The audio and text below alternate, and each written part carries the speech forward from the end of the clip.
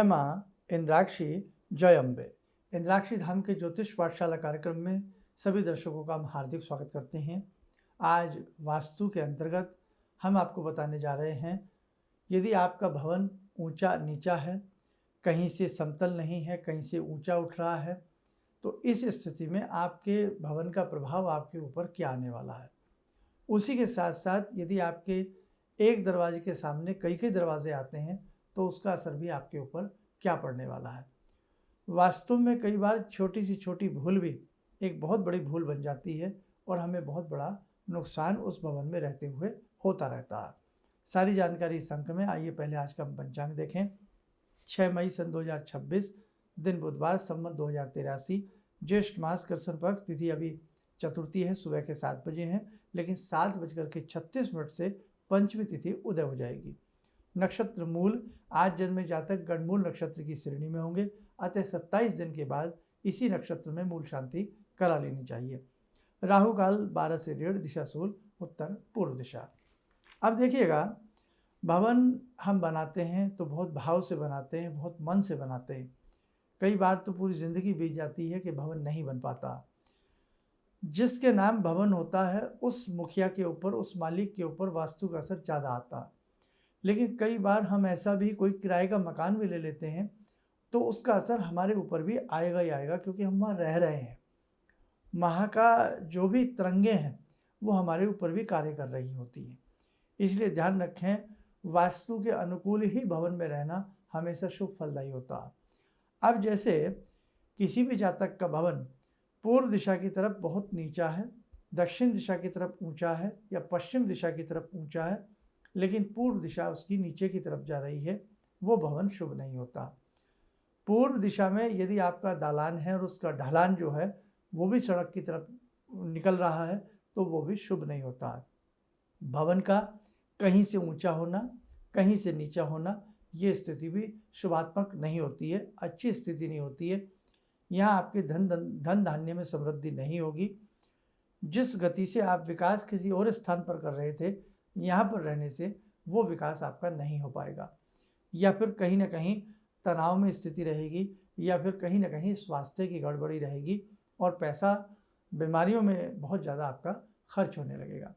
इसलिए ध्यान रखना, भवन का समतल होना बहुत ही ज़रूरी होता है। पूर्व दिशा में खास तौर से भवन नीचे की तरफ नहीं होना चाहिए।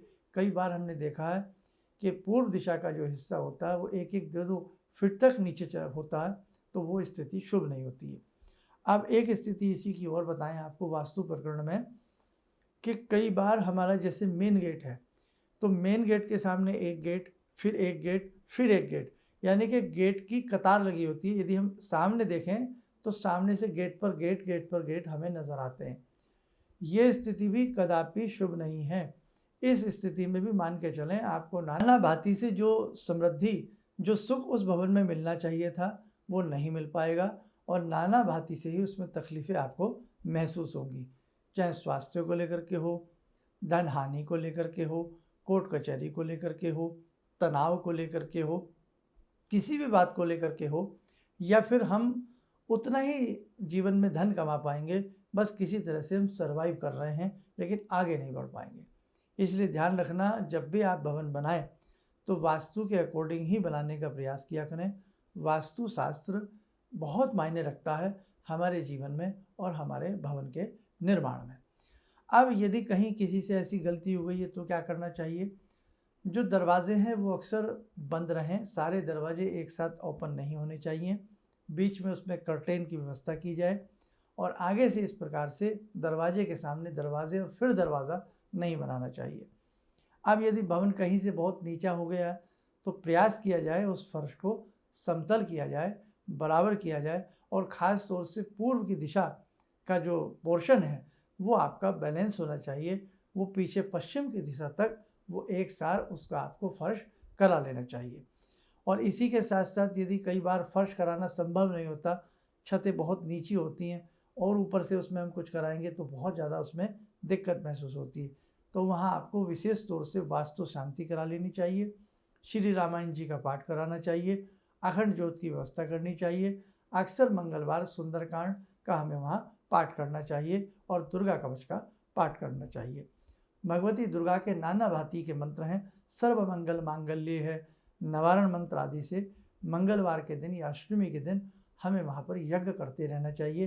तो भी उस भूमि की जो शक्ति है, अर्थात उस परिवेश, उस स्थान में एक ऐसी शक्ति संयोजन कर लेगी कि कहीं ना कहीं वास्तु का जो नकारात्मक प्रभाव है वो सकारात्मक प्रभाव में बदलने लग जाएगा।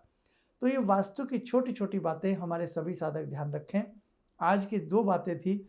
दरवाज़ों के सामने अनेकों दरवाज़ों का होना शुभ नहीं होता और भवन का ऊंचा नीचा होना भी शुभ नहीं होता। आइए समय हो चला आज की ध्यान साधना का।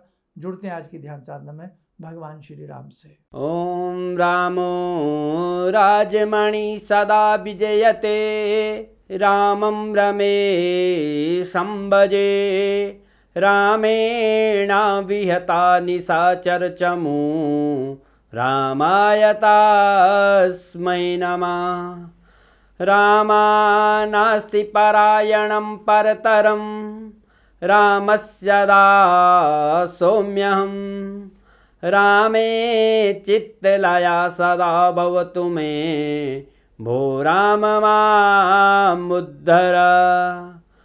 राम रामेति रामेति, रमे रामे मनोरमे, सहस्रनाम तत्तुल्यं, राम नाम वरानने।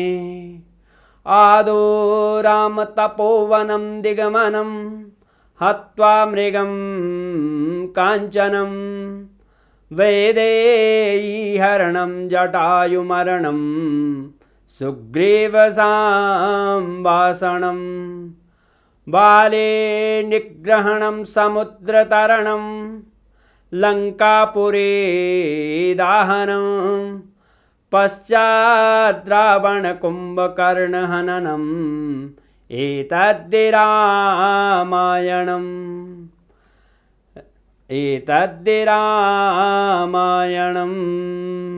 कवच बना लें, ध्यान करें, राम जी का शुभ आशीष हम सबके ऊपर बरस रहा है।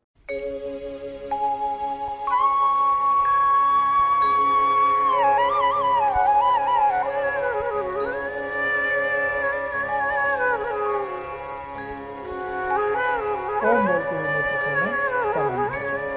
देखो साथियों, 10 मई की अष्टमी है, दिन रविवार है।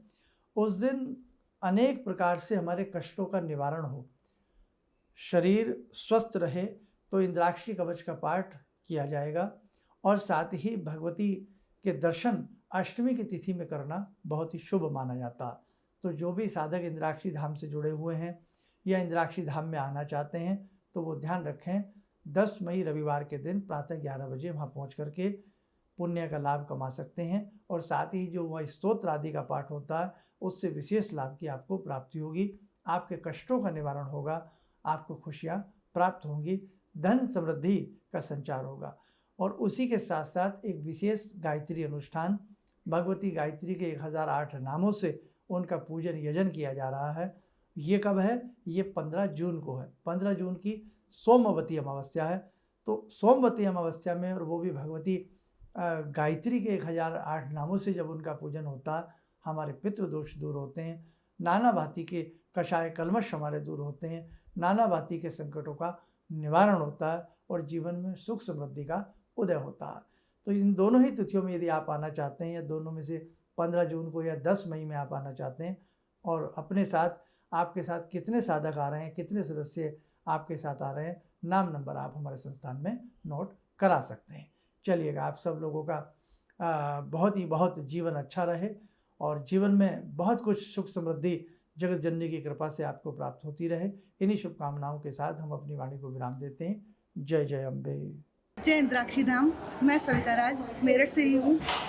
इंद्राक्षी धाम से जुड़े हुए मुझे, गुरु से जुड़े हुए मुझे कम से कम 10 से 12 साल हो गए और जब मैं जुड़ी उसके बाद मेरे जीवन में बिल्कुल बदलाव हो गया।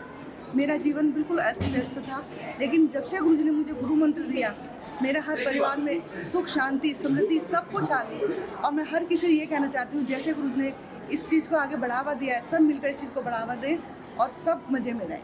धन्यवाद। जय इंद्राक्षी धाम। किसी भी समस्या के समाधान के लिए मिले प्रसिद्ध हस्तरेखा एवं वास्तु विशेषज्ञ प्रोफेसर धर्मेंद्र शर्मा जी से। नोट: शिविर में भाग लेने हेतु एवं व्यक्तिगत रूप से मिलने के लिए कॉल करने का समय सुबह 10 बजे से शाम 6 बजे तक। हमारे विभिन्न ज्ञानवर्धक कार्यक्रम देखने के लिए आप हमें अभी सब्सक्राइब करें, बेल आइकन को प्रेस करें ताकि आप देख सकें हमारा कार्यक्रम सबसे पहले। और अधिक जानकारी के लिए फेसबुक पेज को लाइक करना न भूलें।